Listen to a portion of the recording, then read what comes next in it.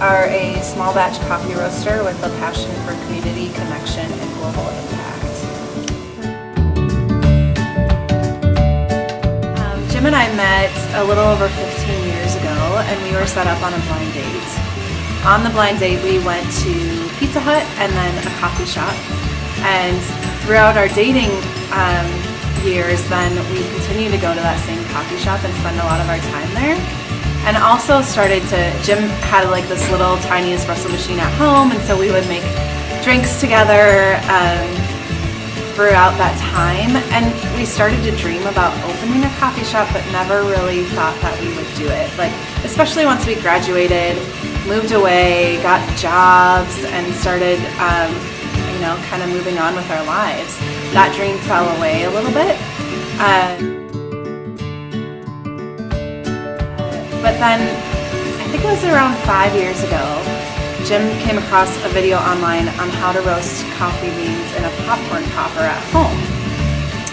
And so he started doing that, and quite honestly at the time it was a little bit, he was having to roast a lot because you can only do like a cup of beans at a time because it's so small.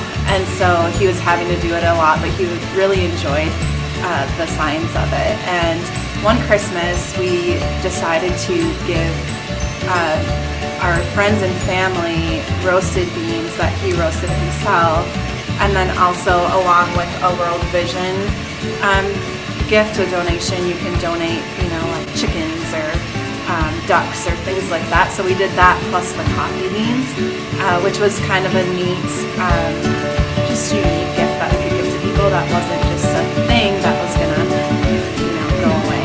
And so we did that, and everyone really fell in love with the coffee. And so then we started to wonder, like, you know, he was using 3 popcorn poppers to roast for that Christmas, and we thought, oh, we should probably get something bigger. And we started to have the conversation of if we were going to make this a business.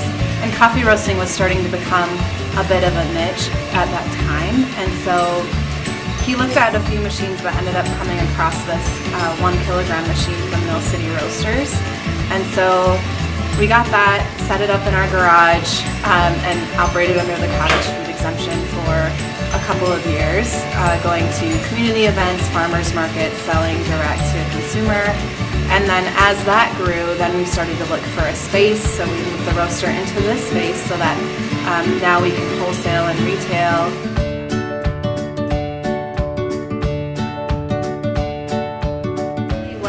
What I love about coffee, there's lots of things I love about coffee, but is that it can be I'd say dual purpose, but multi-purpose business actually. Like, we enjoy providing really good coffee to the local community. I love the fact that coffee brings people together and can stimulate conversations, and you feel more comfortable when you're holding your cup of coffee in your hand, you know, like, yeah. And it's almost like something it just creates this connection between people because you both like coffee, and you know. And then the other purpose is being able to give both locally and globally.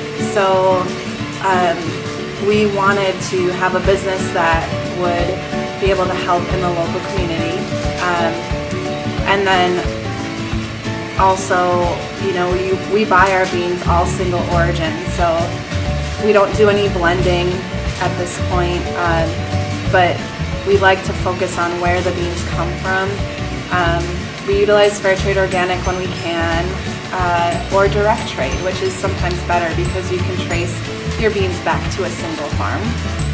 So you know who you're supporting, and I think that's really important to be able to serve both the local community and people from other countries as well. So when you take a drink of your coffee and it's from Ethiopia, you know, we hope that you experience Ethiopia. It's not just that you're drinking your coffee, but you slow down, you can take yourself to that country and realize how far your beans have traveled to get to you.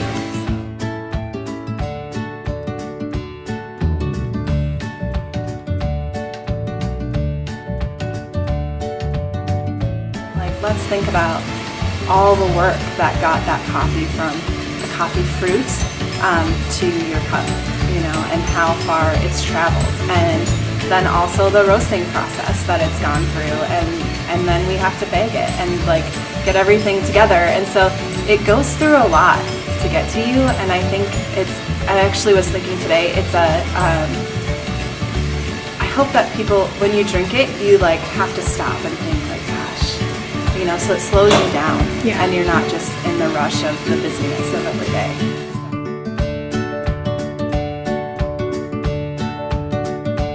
So I got connected to Dan at the Landing through a friend of mine who had just asked for donations for a single mom who had lost her home in a house fire. Because I didn't know that the Landing had existed. And so at that point I started to research it a little bit, and I had some things that I wanted to donate. So, but really loved the mission of the Landing and the thought of not just giving money to those facing homelessness, but actually helping them through various resources. And after that, I had asked Dan to meet up to talk about like different ways that we could potentially collaborate, and further found out that we really, really love the mission of the Landing and how it started and everything that they're doing. And so combined with our desire for this to be a dual purpose business, it seemed like a good fit. And so if we can help by collaborating with this Landing Light Roast and helping their business then help the people who are struggling with homelessness, then I feel like that's a better impact. So I'm super excited about it.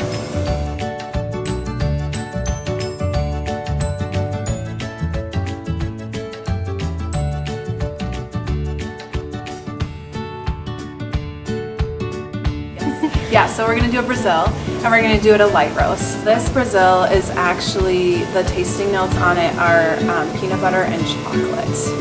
So it's going to be quite delicious.